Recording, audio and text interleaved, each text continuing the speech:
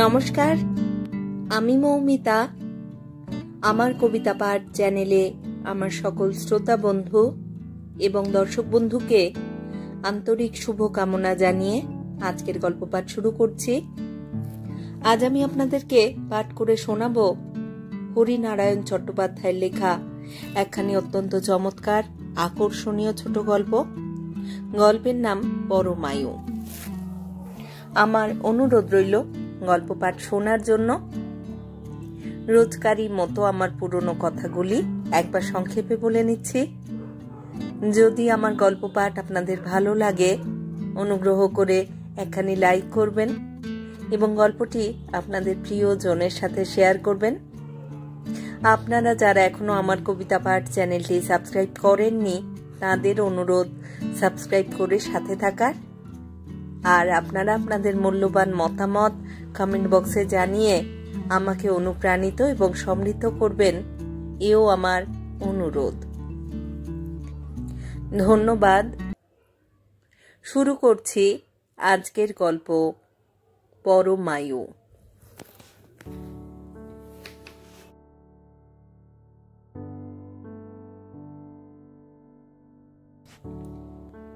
ট্রাচটা অমিয় ছুঁড়ে মারল, কিন্তু লক্ষ্যভেদ হল না, হওয়ার কথাও নয়। শরীর এখনো বেশ দুর্বল, একটু উত্তেজনা হলেই থরথর করে কাঁপে। টেবিলে লেগে ট্রাচটা সশব্দে মেঝের উপর পড়ল। শান্তা হাত ঘড়িটা খুলে টেবিলের উপর রাখছিল। এমন আচমকা আক্রমণেও একটু বিব্রত হল না, সরেও গেল না। হাত ঘড়িটা টেবিলের উপর রেখে নিচু হয়ে ক্রাচটা কুড়িয়ে নিল মেঝে থেকে। তারপর অমিয়র কাছে এসে বিছানার উপর ক্রাচটা হেলান দিয়ে রাখল। কি হলো কি? শান্তা নরম গলায় জিজ্ঞাসা করল। কি হলো কি? অমিয় খেঁচিয়ে উঠল। 5টায় ছুটি, 6টার মধ্যে বাড়ি আসা উচিত। এখন কটা বাজে খেয়াল আছে? খুব নিরুত্তেজ নিস্পৃহ গলায় শান্তা উত্তর দিল, 7:20। এতক্ষণ কোন চুলোয় ছিলে? কোন জমের বাড়ি? ভালাই ষাট, ওসব জায়গায় যেতে যাব কেন? ময়দানে বসে হাওয়া খাচ্ছিলাম। রাগে বাকরোধ হয়ে গেল অমিয়র। কি একটা বলবার চেষ্টা করে থেমে গেল। শান্তা আলমারির পাল্লাটা খুলল, গোড়ালির উপর ভর দিয়ে মালিশের শিশিটা বাড়ল। তারপর ফিরে এলো বিছানায়। দাও তো, পাটা ছড়িয়ে দাও, পদসেবা করি। শান্তা বিছানার উপর উঠে বসল অমিয়র পায়ের দিকে। একটু ইতস্তত করে অমিয়র ডান পাটা ছড়িয়ে দিল। পাটা কোলের উপর তুলে নিয়ে শান্তা সন্তর্পণে মালিশ করতে লাগলো। একটু পরেই বলল, তুমি একটুতেই অমন চেঁচামেচি করো কেন বলো তো? কি মেজাজ হয়েছে তোমার? অমিয় কোনো উত্তর দিল না, শুধু খোলা চোখ দুটো বন্ধ করে ফেলল। আবার শান্তা বলল, অফিসের পরে কি খেলা করতে গিয়েছিলাম? প্রথমে ডাক্তার সেনের ওখানে গেলাম, তোমার পায়ের অবস্থার কথা বললাম। উনি প্রেসক্রিপশনটা বদলে দিলেন। সেটা নিয়ে লেন্সে স্ট্রিটে ঘোরাঘুরি করে ওষুধ জোগাড় করলাম। একবার মাঝপথে নামলে পাশে ট্রামে ওঠা কি কষ্টে জানোই তো। দেরি হবে না আসতে বলো? চোখ দুটো বোঝা অবস্থাতেই অমিয় বলল, সেই কথাটা তো বললেই হতো। ওসব আবোল তাবোল কথা বলো কেন? শান্তা খিলখিল করে হেসে উঠল। বারে, তুমি আমার 7 পাকে স্বামী যে, তোমার সঙ্গে একটু রসিকতাও করতে পারবো না? তা বলে ওই চেলা কাঠের বাড়ি তুমি আমায় মারবে? চেলা কাঠ? অমিয় এবার এতক্ষণ পরে চোখ খুলল।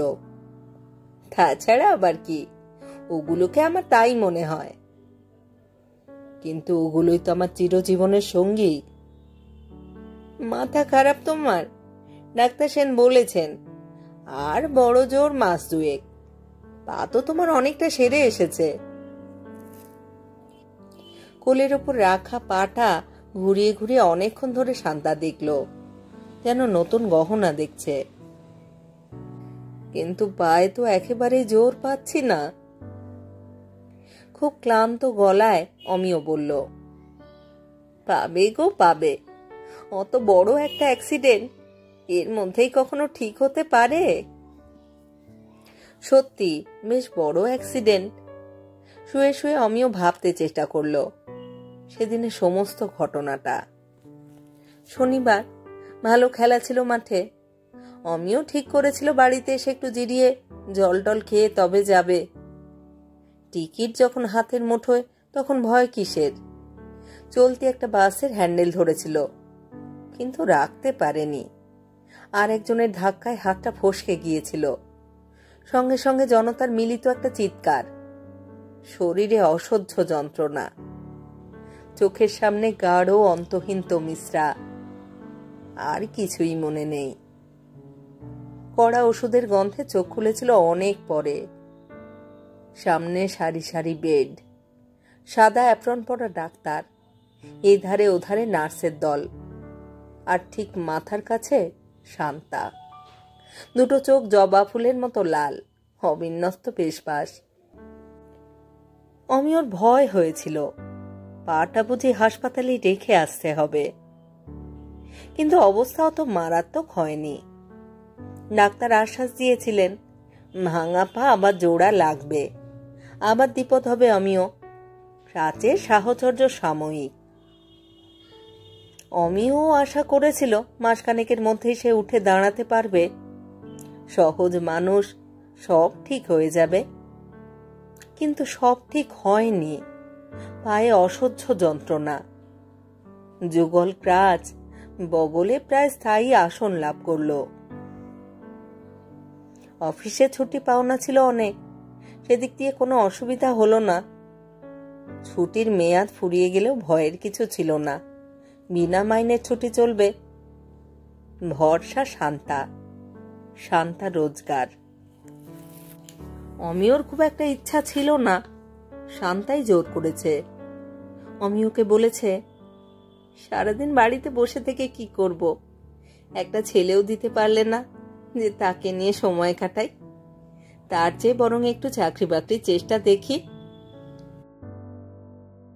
প্রথম প্রথম অমিয় ঘোরতর আপত্তি করেছে, তারপর ঠাট্টা সুরে বলেছে, তোমার কি ধারণা চৌরঙ্গিতে গেলেই চাকরি পাওয়া যায়?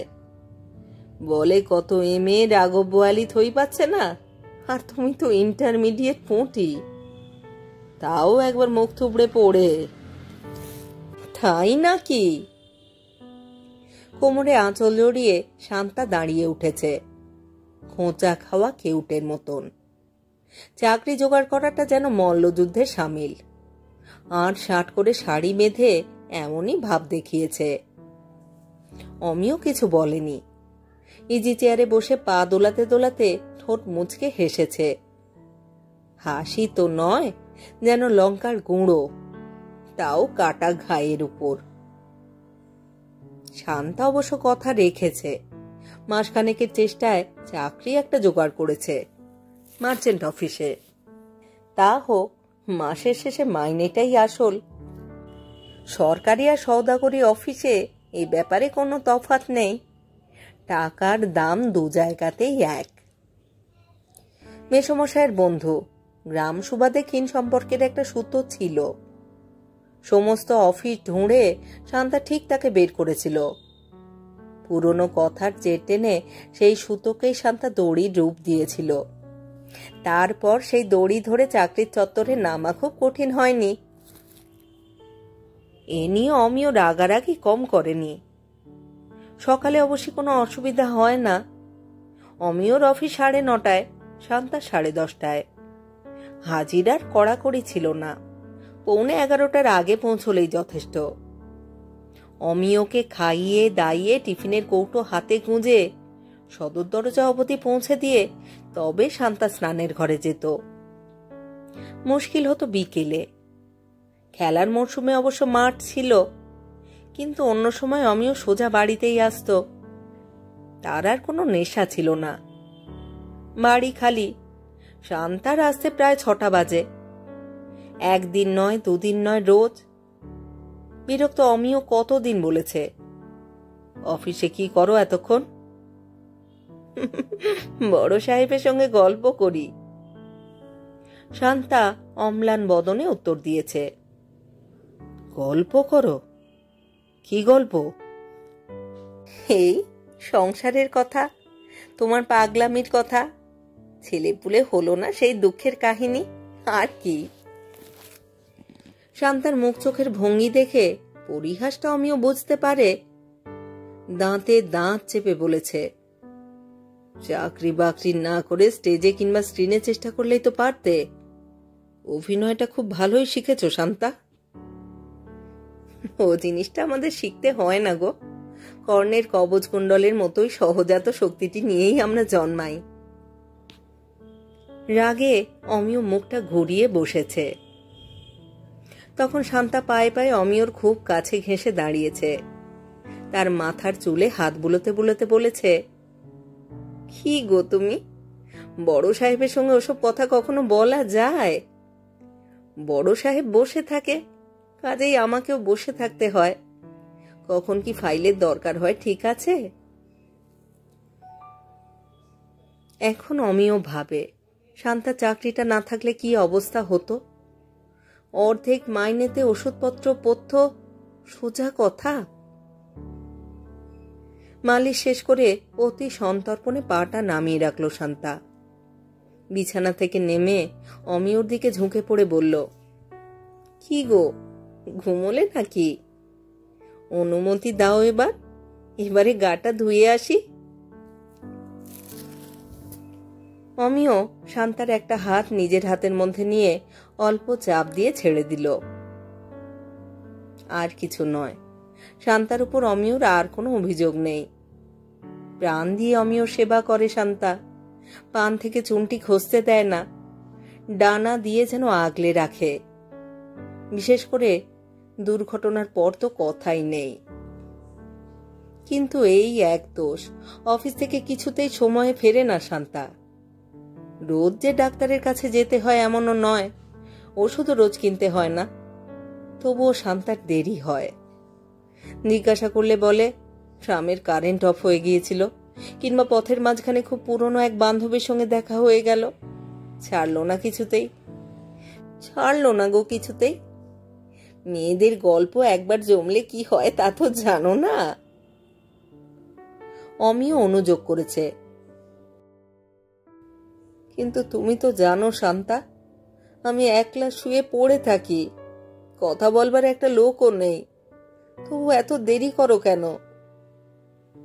তুমি এমন বলছো যেন আমি রাত কাটিয়ে ফিরেছি। মোটে তো 7:45। জি তোমায় চা করে দিয়েছে, ঠিক 8টায় খাবার পাবে। মালিশ আমি এখনই করে দিচ্ছি। কি করে শান্তাকে বোঝাবে অমিয় যে শুধু মালিশে আর সময় মতো খাবার জোগালেই একটা পুরুষের মন ভরে না। দেহ ছাপিয়ে আরো যে কিছু চায়। বুভুক্ষ হৃদয় অক্টোপাসের মতন একাধিক বাহু মেলে আরো কিছু খোঁজে।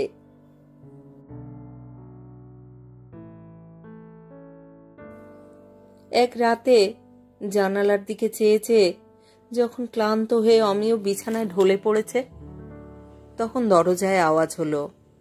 দেওয়ালে টাঙানো ঘড়িটার দিকে চেয়ে দেখল 7:30। আজ শান্তা বলে গিয়েছিল তাড়াতাড়ি ফিরবে। চাদরটা আপাদ মস্তক মুড়ি দিয়ে অমিয় শুয়ে পড়ল। আজ আর কথা বলবে না শান্তার সঙ্গে, তার সেবা নেবে না, মালিশ ওষুধ কিছু নয়। শান্তা ঝড়ের বেগে ঘরে ঢুকল। এক টানে চাদরটা অমিয়র মুখ থেকে সরিয়ে দিয়ে বলল, হেই, আজ যেন ভারী মজা হয়েছে জানো। অমিয় নির্বিকার। এসব বাজে কথা শান্তা আজ তাকে ভোলাতে পারবে না। হেই, জানো প্রিয়দার সঙ্গে দেখা হলো। ঔদাসীন্যের মুখোশ খুলতেই হলো অমিয়কে। রোকুচকে বলল, প্রিয়দা? প্রিয়দা আবার কে? তোমার প্রাক বিবাহিত জীবনের লীলা সহচরদের একজন নাকি? হ্যাঁ, তাও বলতে পারো। প্রিয়দা আর আমরা পাশাপাশি ছিলাম মদন বড়াল লেনে, প্রায় 10 বছরের উপর। 10 বছরের উপর? তাও প্রিয়দা প্রিয়ই রয়ে গেলেন, প্রিয়তর বা প্রিয়তম হতে পারলেন না? ফাজলামি রাখো তো। শান্তা মুখ ঝামটা দিয়ে উঠল। কত বড়লোক প্রিয়দা আজকাল জানো? আমাকে যে চিনতে পেরেছে এইটাই আমার ভাগ্য। মোটর থামিয়ে তুলে নিল। এত পরে তুলে নিল? অমিয় নিষ্পৃহ গলায় প্রশ্ন করল। এত পরে মানে? মানে আর বছর 5 আগে তুললেই ভালো করতেন। এখন আবার ডাইভোর্সের একটা আগাছা রয়েছে, সেটা সরাতে না পারলে তোমাদের প্রেমের চারার অকাল মৃত্যু হবে যে। এবার শান্তা রীতি মতন রেগে উঠল, গম্ভীর গলায় বলল, বলছি কথাটা আমায় বলতে দেবে নাকি দেবে না? অমিও আর বাধা দিল না। জানো, প্রিয়দা এখন মস্ত বড় ডাক্তার, ভিয়েনা ফেরত। তাকে তোমার কথা বললাম, ঠিকানাও দিয়েছি, কাল সন্ধ্যার দিকে তোমায় দেখতে আসবেন। এইবার অমিও পাশ ফিরল, বলল, ভিয়েনা ফেরত স্পেশালিস্ট? দক্ষিণা তো 64 কম হবে না। আজ যে মাসের 22, এসব আসবে কোথা থেকে? শান্তা মুচকি হাসল। বললাম না তোমায়, প্রিয়দার সঙ্গে ছেলেবেলা থেকে আলাপ, একটি পয়সাও দিতে হবে না। সেই কথা প্রিয়দা স্পষ্ট করেই বলে দিয়েছে। বলেছে ডাক্তার সেনের প্রেসক্রিপশনগুলো ঠিক করে রাখতে। পরের দিন শান্তা একটু তাড়াতাড়ি ফিরল। অমিয়র কাছে গিয়ে বলল, কি গো, আজ খুশি তো? আজ তো তাড়াতাড়ি এলাম। খুশি হতাম যদি আমার জন্য তাড়াতাড়ি আসতে। মারে, তোমার জন্য আসিনি তো কার জন্য এসেছি? তোমার প্রিয়দার জন্য। নেমো খারাম কোথাকার, যার জন্য চুরি করি সেই বলে চোর? প্রিয়দা তো তোমাকেই দেখতে আসছেন। অমিও ঘাড় নাড়ল। আসছেন শুধু আমার পা দেখতে, আর তোমার সর্বদেহ। ছোট লোক কোথাকার। শান্তা সশব্দে বাথরুমের দরজাটা বন্ধ করে দিল। ওরই মধ্যে শান্তা ঘরের অবস্থাটা ফিরিয়ে এনেছে। সুটকেস থেকে হালকা সবুজ পর্দা বের করে জানলায় দরজায় টাঙিয়েছে। গোল টেবিলের উপর রাখা ফুলদানি থেকে কাগজের ফুলগুলো ফেলে দিয়ে রজনীগন্ধার স্তবক রেখেছে। সেলফের উপর বইগুলো সাজিয়েছে সযত্নে। সংস্কার শুধু রোগীর ঘরেরই নয়, রোগীরও হয়েছে। আধ ময়লা গেঞ্জি জামা ছাড়িয়ে অমিয়কে ধোপদুরস জামা কাপড় পরিয়েছে, নিজের হাতে চুল আঁচড়ে দিয়েছে। বালিশের উপর একটা ফুলতোলা ঢাকা, পায়ের কাছে বাসন্তী রঙের চাদর। নিজেও শান্তা সেজেছে, মানানসই শাড়ি ব্লাউজ, গালের লালচে রংটা অকৃত্রিম নয়। গোটা চারেক রজনীগন্ধা খোঁপায় গুজেছে। চেয়েছে অমিয় সবই দেখল। সব শেষ হতে বলল, এ বাড়িতে ডাক্তার আসবে বলে তো মনে হচ্ছে না।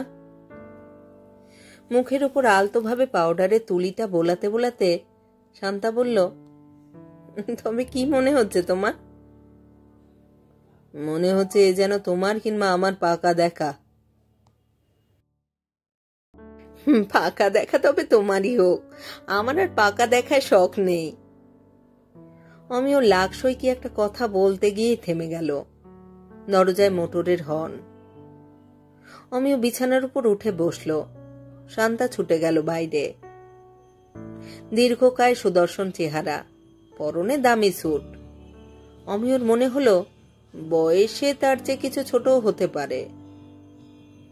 ব্যাগটা টেবিলের উপর রেখে অমিয়র দিকে দুটো হাত জোড় করল। নমস্কার। অমিয় নমস্কার ফেরত দিল।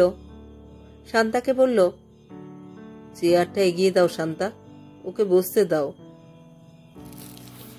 হাত নেড়ে প্রিয় বারণ করল, ব্যস্ত হবেন না, আগে কাজটা সেরে নি।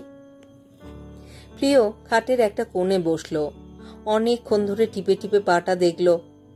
ছোট একটা লাঠি বের করে হাড়ের ওপর ঠক ঠক করে ঠুকতে লাগলো। ডাক্তার উঠে দাঁড়াতে অমিয় জিজ্ঞাসা করল, কি দেখলেন? প্রিয় হাসল, বলল, পাকা হাড়। তা না হলে আর শান্তার মতন মেয়েকে নিয়ে ঘর করতে পারতেন এতদিন? শান্তা পাশেই ছিল, সঙ্গে সঙ্গেই উত্তর দিল, কেন, শান্তা খারাপ মেয়ে কিসে শুনি? খারাপ তো বলিনি, বলেছি পাকা হাড় না হলে সামলানো যায় না। পকেট থেকে সোনালি সিগারেট কেস বের করে একটা সিগারেট প্রিয় ধরালো, আর একটা এগিয়ে দিল অমিয়র দিকে। সিগারেটটায় বার কয়েক টান দিয়ে প্রিয় বলল, নার্ভাস হবেন না, সেরকম কিছুই হয়নি। আমার মনে হয় মাসখানেকের মধ্যেই সব ঠিক হয়ে যাবে। টিস্যুগুলো যখন ঠিক আছে তখন ভয়ের কিছুই নেই। হঠাৎ যেন কিছু মনে পড়েছে, এইভাবে শান্তার দিকে ফিরে বলল, কই দেখি আগের প্রেসক্রিপশনগুলো। টেবিলের উপর থেকে প্রেসক্রিপশনগুলো নিয়ে শান্তা প্রিয়র হাতে দিল। সেইগুলোর উপর দ্রুত চোখ বুলিয়ে নিয়ে প্রিয় বলল, আমার চিকিৎসা পদ্ধতি কিন্তু একটু ভিন্ন। হয়তো আপনার কাছে একটু অ্যাগ্রেসিভ বলেই মনে হবে। মালিশ বন্ধ, আর একদিন অন্তর করে আমি একটা ইনজেকশন দেব, আর সব শেষে ইলেকট্রিক ম্যাসাজ। অমিয় কৃতজ্ঞতার হাসি হাসল। সমর্থনের আশায় শান্তার দিকে চোখ ফিরিয়ে প্রিয় দেখল শান্তা নেই, ভিতরে চলে গেছে। তারপর সাধারণ কথাবার্তা হলো, রাজনৈতিক অবস্থা থেকে অর্থনৈতিক সমস্যা, যেমন দুজন পুরুষ মানুষে হয়ে থাকে। উঠবার মুখে প্রিয় বাধা পেল। পর্দা সরিয়ে শান্তা ঘরে ঢুকছে। হাতে ট্রের ওপর ধুমায়িত চায়ের পেয়ালা, প্লেটে খাবার। কি সর্বনাশ, এসব কার জন্য? প্রিয়র গলায় কৃত্রিম ভয়ের ছোঁয়াচ। ভিজিট দেওয়ার সাধ্য নেই, তা বলে ভদ্রলোক এলে একটু চাও দিতে পারবো না? এমন মনে করছো কেন? আমি কিছুই মনে করছি না। এক কাপ চা বরং আমি খেতে পারি, কিন্তু অত মিষ্টি আমার চলবে না শান্তা। সে কি, আগে তো মিষ্টি খেতে তুমি খুব ভালোবাসতে। আগের ভালোবাসার পাত্রপাত্রের রূপান্তর ঘটেছে যে। কি ভেবে প্রিয় কথাটা বলেছিল সেই জানে, কিন্তু শান্তার দুটো গাল আরক্ত হয়ে উঠল, দু চোখের দৃষ্টিতে সংকোচের ছায়া। প্রিয় আবার বলল, আজকাল ভালোবাসি শুধু রোগীকে। শুধুই রোগীকে। কথাটা বলেই প্রিয় খুব জোরে হেসে উঠল। এতটা হাসির প্রয়োজন ছিল না, কিংবা হয়তো ছিল, আগের কথাগুলো লক্ষ্য করবার জন্যই। শান্তা ছাড়ল না, মিষ্টি মুখ প্রিয়কে করতেই হলো। প্রিয় বাইরে গেল, সঙ্গে সঙ্গে শান্তাও। গাড়িতে ওঠার আগে অনেকক্ষণ কথা হলো। সম্ভবত রোগীর অসুস্থতার পরিমাপ নিল ডাক্তার, কিংবা হয়তো ইঞ্জেকশনের নামগুলো বলে গেল শান্তাকে, অফিস ফেরত যাতে এনে রাখতে পারে। প্রিয়র গাড়ি গলি পার হয়ে যাবার অনেক পরে শান্তা ঘরে ফিরে এলো। কি বললেন কি ডাক্তার? অমিয় উঠে বসবার চেষ্টা করল। ওই কটা ইঞ্জেকশন দিলেই ঠিক হয়ে যাবে, পায়ে জোর পাবে আবার। পায়ে হয়তো জোর পাবো, কিন্তু বুকে তো জোর পাচ্ছি না আর। কেন, বুকে আবার কি হলো? বুকের ব্যথার কথা তো একদিনও বলনি। এতদিন তো হয়নি, বলবো কি, আজ থেকেই টের পাচ্ছি। বুঝেও শান্তা না বোঝার ভান করল। কি জানি বাপু, তোমার হেয়ালি আমি অত বুঝি না। এখন আমার কিছুই আর ভালো লাগবে না। অমিয় কৃত্রিম নিঃশ্বাস ফেলল। কিছুই বুঝবে না, কিছুই বুঝতে পারবে না। মঞ্চ থেকে আমার প্রস্থানের সময় এসেছে, সবেগে প্রস্থান। অবশ্য অমিয়র কথার ধরনই এই, এ নিয়ে কথা কাটাকাটি মন কষাকষির কোনো মানে হয় না। তাই শান্তা আজ বলল, আজ তো আর মালিশ করব না, প্রিয়দা বারণ করে গেলেন তো। মালিশ তো উপলক্ষ, আসল লক্ষ্য তোমার স্পর্শ। একটু পায়ে হাত বুলিয়ে দাও। নাকি পায়া ভারী হলো, তোমার ছুঁতে ইচ্ছে করবে না? কথা না বাড়িয়ে শান্তা স্বামীর পদসেবা করতে বসল। প্রিয় ঠিক ঠিক দিনে আসতে লাগলো। ইঞ্জেকশন শান্তাকে আনতে হয়নি, প্রিয়ই সঙ্গে এনেছে। অমিয় দামের কথা বলাতে হেসে বলেছে, আপনি আগে সেরে উঠুন, একসঙ্গে বিল দেব। সত্যি সত্যি উপকার পেয়েছে অমিয়। গোটা 6 ইঞ্জেকশনের পর পায়ের দুর্বলতা অনেকটাই কমেছে। রাত ছাড়া চলতে পারে না বটে, কিন্তু আগে পায়ের পাতা সম্পূর্ণভাবে পাততে পারত না, এখন পারে। আশা হচ্ছে অমিয়র, এইভাবে চিকিৎসা চললে সে সেরে উঠবে। রাজনির্ভর জীবনযাপন তাকে চিরকাল আর করতে হবে না। একদিন ইঞ্জেকশন দেবার পরই প্রিয় বলল, তোমাকে একটা কথা বলতে ভুলে গেছি শান্তা, একটা টনিকের ব্যবস্থা চাই। আজ থেকে খেলেই ভালো হয়। আজ থেকে? আজ থেকে? শান্তা চায়ের কাপ এগিয়ে দিতে দিতে বলেছে, হ্যাঁ, এই ইঞ্জেকশনের পর টনিকটা পড়লে খুব কাজ দেবে। তুমি এক কাজ করো, চলো আমার সঙ্গে, আমার ডিসপেন্সারি থেকে টনিকটা নিয়ে আসতে পারবে। একটু দাঁড়াও প্রিয়দা, শাড়িটা তাহলে বদলে আসি। চুপ করে অমিয় কথাগুলো শুনল। টনিক খাওয়ার পর অমিয় শরীরে কি উপকার হবে সে জানে না, কিন্তু টনিক আনবার নামে শান্তার চেহারায় ঔজ্জ্বল্য এলো, মুখে রক্তাভা।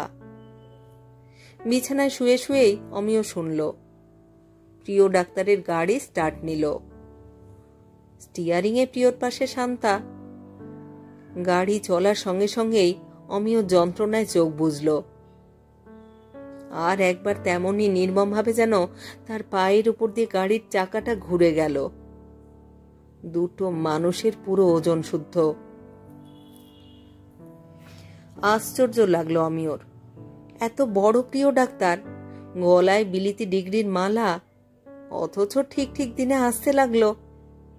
যেদিন ইঞ্জেকশন দেবার কথা নয় সেদিন এলো খবর নিতে।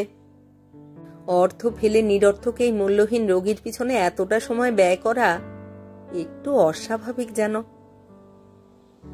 অতীতে শান্তার সঙ্গে আলাপের গভীরতা কতখানি ছিল সেটাই বিবেচ্য। দুজনের বাড়ি দুটোই কি কেবল পাশাপাশি ছিল? মানুষ দুজন কখনো পাশে আসেনি কি? অল্পক্ষণের জন্য না। আগে কি হয়েছিল জানবার উপায় নেই অমিয়র, তবে এখন ছলছুতোয় অনবরত দুজনে পাশাপাশি আসছে। অমিয়র ঘর থেকে সরে গিয়ে পাশের ঘরে অনেকক্ষণ ধরে ফিসফাস। সবটুকুই কি রোগীর সম্বন্ধে কথাবার্তা হয়? ওষুধ পথ্য আর সেবার কথা, নাকি পুরনো দিনের খুঁট তুলে নিয়ে আগের দিনের দুজনের ফিরে যাবার চেষ্টা? একদিন বলেও ফেলেছে অমিয়, এতক্ষণ ধরে কি এত দুজনে কথা বলো ফিসফিস করে? শান্তা আমল দেয়নি, চিরাচরিত রসিকতা সুরেই বলেছে, বুঝতেই তো পারো এত কি কথা বলি। এতদিন পরে দুজনে দুজনের দেখা পেয়েছি, কত বছরের কথা জমে আছে বলো তো আমাদের, এক যুগেও শেষ হবার নয়। তারপরই কিন্তু শান্তার দু চোখে ঘৃণার আগুন জ্বলেছে। ছি ছি ছি ছি, কি তোর মন তোমার, এসব কথা ভাবতেও লজ্জা হয় না তোমার? যাই বলুক শান্তা, শাক দিয়ে মাছ ঢাকার চেষ্টা যতই করুক, কথার দু একটা টুকরো, হাসির দু একটা ঝলক যা কানে এসেছে, মনকে পোড়াবার পক্ষে তাই যথেষ্ট। আজকাল বদলে গেছে শান্তা, 8 পৌরে শাড়ি আর পরেই না, সব সময় বেশ পাশে একটা চটক থাকে। ভাবটা যেন প্রিয় ডাক্তার সব সময় রয়েছে ওর কাছে কাছে, তার স্বপ্ন রয়েছে ওকে ঘিরে। অকারণে গানের সুর। সংসারের কাজ করতে করতে, অমিয়র সেবা করতে করতে হালকা গানের কলি। কি বড় ফুর্তি যে! শান্তার মুখের দিকে চেয়ে অমিয় জিজ্ঞাসা করেছে, আরে হবে না, তুমি সেরে উঠছ যে। সঙ্গে সঙ্গেই শান্তা উত্তর দিয়েছে, কিন্তু খুশি হয়নি অমিয়, হতে পারেনি। এ আনন্দ বলয় ওকে ঘিরে, এ উচ্ছ্বাসের উৎস অমিয়, এটা ভাবতে পারলে খুশি হতো, কিন্তু তা যে নয় সেটা অমিয়র চেয়ে ভালো করে আর বুঝি কেউ জানে না। প্রিয় ডাক্তার ঘরে ঢুকলেই আবেগে কলকল করে ওঠে শান্তা, সারা দেহে মনে জোয়ার আসে। সেদিন ব্যাপারটা চরমে উঠল। প্রিয় অল্পক্ষণ অমিয়র কাছে কাটিয়েই পাশের ঘরে ঢুকল শান্তাকে নিয়ে। শাড়ি পরনে, খোঁপায় বেলকুড়ির মালা, মুখে রঙের প্রলেপ বেশ গাঢ়। পাশের ঘর থেকে খিলখিলিয়ে হাসির শব্দ কানে যেতেই মালিশে ভর দিয়ে উঠে বসলো অমিয়। পর্দা ফেলা, তার ফাঁকে চোখ রেখে সবকিছুই দেখা যাবে। নিজের চোখে একবার অমিয় দেখতে চায়, নিঃসন্দেহ হতে চায় শান্তার ছলনার অভিনয়ের শেষ দৃশ্য। ক্রাচে হাত দিয়েই অমিয় সে দুটোকে সরিয়ে ডাকল। আওয়াজ হবে, এই আওয়াজটুকুর উপর ভরসা করেই ওরা হয়তো আলাপ করতে সাহসী হয়েছে, কাছাকাছি আসতে চেয়েছে। খুব সাবধানে খাটটা আঁকড়ে ধরে অনেক কসরত করে অমিয় মেঝে বসে পড়ল। দু হাতে ভর দিয়ে কিছুক্ষণ জিরোল, তারপর চোখ রাখলো পর্দার ফাঁকে। বেশিক্ষণ চোখ রাখবার দরকার হলো না, সারা দেহের রক্ত অমিয়র মুখে এসে জমা হলো। হৃদস্পন্দন দ্রুততর হলো, সমস্ত শরীরটা তার কাঁপছে। চৌকাঠের কাছের চেয়ারে শান্তা, পাশে দাঁড়িয়ে প্রিয়, তার একটা হাত শান্তার পিঠের উপর, শান্তার খোঁপার বেলকুড়ির মালা প্রিয়র অন্য হাতে। এ ছবির একটাই মানে হয়। আবার সাবধানে মেঝে ঘষে ঘষে অমিয় বিছানার কাছে ফিরে এলো, হাত বাড়িয়ে একটা ক্রাচ টেনে নিল। দু হাতে ক্রাচটা জড়িয়ে কি যেন ভাবল, তারপর চৌকাঠের কাছে এসে বসল হাঁপাতে হাঁপাতে। এখান থেকে ক্রাচটা ছুঁড়বে পর্দা সরিয়ে, শান্তাকে লক্ষ্য করে। এবার আর লক্ষ্যভ্রষ্ট হবে না। ক্রাচটা ঠিক করে হাতে নিয়ে অমিয় পর্দায় চোখ রাখল। এবার ছবি বদলেছে, দুজনেই দাঁড়িয়ে, শান্তা আর প্রিয়। ভালোই হয়েছে, শান্তা চৌকাঠের আরও কাছে, রাজের লক্ষ্যের পরিধির মধ্যেই। ছুঁড়তে গিয়েও অমিয় থেমে গেল। প্রিয় ডাক্তার বলছে, শান্তা, কাল জার্নালে পড়েছিলাম জানো, একটা ভালো ওষুধ বেরিয়েছে, এ ধরনের পঙ্গুতায় নাকি অব্যর্থ। বহু দুর্ঘটনা রোগী সেরে গেছে, 3টে মাত্র ইঞ্জেকশন। ওষুধটার জন্য কালই আমি তার করে দিয়েছি, শীঘ্রই এসে পৌঁছবে। হাতের উদ্যত ক্রাচটা আস্তে আস্তে নামিয়ে আনলো অমিয়। চোখ গিয়ে পড়ল নিজের অপরিস্ফুট ডান পায়ের উপর। সেরে উঠবে পা, আয়ুধ হিসেবে আর ক্রাচের দরকার হবে না। মাত্র 3টে ইঞ্জেকশন। সুস্থ হয়ে বাঁচার সেই স্বর্ণ সম্ভাবনাকে এই মুহূর্তে নষ্ট করবার কোনো মানে হয় না। কে কাকে স্পর্শ করলো, ঘনিষ্ঠ হলো, এই সামান্য উপলক্ষকে কেন্দ্র করে। ক্রাচটা এক হাতে তুলে আবার ঘষে ঘষে অমিয় খাটের কাছে ফিরে এলো। অনেক কসরত করে উঠল বিছানার উপরে, বালিশের উপর পাটা রেখে সোজা হয়ে শুয়ে পড়ল। যাবার আগে প্রিয় ডাক্তার এই ঘরে এসে দাঁড়াবে, নতুন ওষুধের আশার বাণী শোনাতে, পূর্ণতার আশ্বাস নিয়ে।